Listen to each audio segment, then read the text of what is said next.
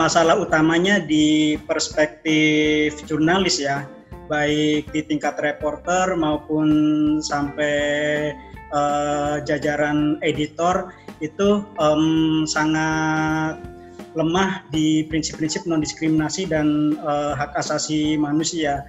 Kemudian kita juga tahu representasi etnis di media, misalnya jurnalis yang dari etnis selain Jawa itu kan tidak banyak, apalagi misalnya jurnalis-jurnalis Papua yang bekerja di media mainstream seperti di Jakarta, mungkin kita hampir tidak bisa menemukan. Berdasarkan pengalaman kami bertemu dengan teman-teman jurnalis di daerah terutama, kesetiaan pada kode etik jurnalistik atau kalau di dia seperti TV atau radio itu tidak juga patuh pada P3 SPS yang tentu saja sebenarnya kaitannya dengan SARA itu sangat tegas di Undang-Undang Pers maupun di Kode Etik Jurnalistik.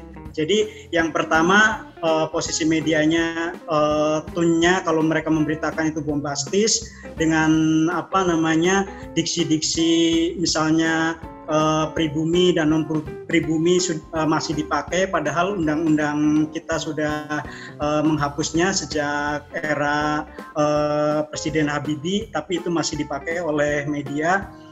Terus yang kedua, kalaupun mereka memberitakan secara objektif, itu hanya beberapa media nasional yang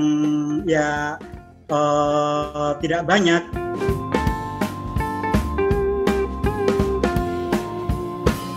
Kemarin yang kita ikuti juga ada beberapa diskusi tentang Papua kaitannya dengan rasisme ini, kemudian diganggu.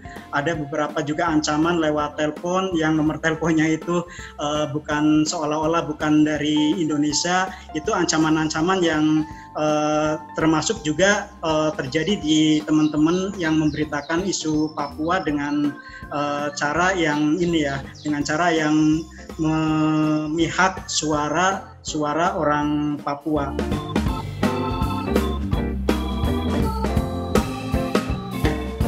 Kalau berkaitan dengan kebebasan informasi, kebebasan pers di Papua, langsung saja harusnya negara melakukan tindakan yang sebelumnya memang belum pernah dilakukan presidennya oleh pemerintah di periode-periode sebelumnya, dengan membuka sebebas-bebasnya informasi, kebebasan pers di Papua juga dibuka.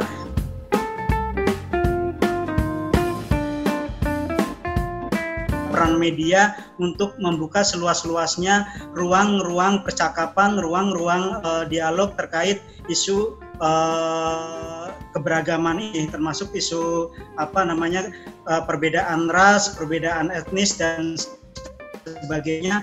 Justru ini jangan didiamkan, justru ini jangan takut untuk diberitakan, justru sebaliknya harus diberitakan, karena kalau media tidak memberitakan, toh isu tersebut akan muncul di media sosial.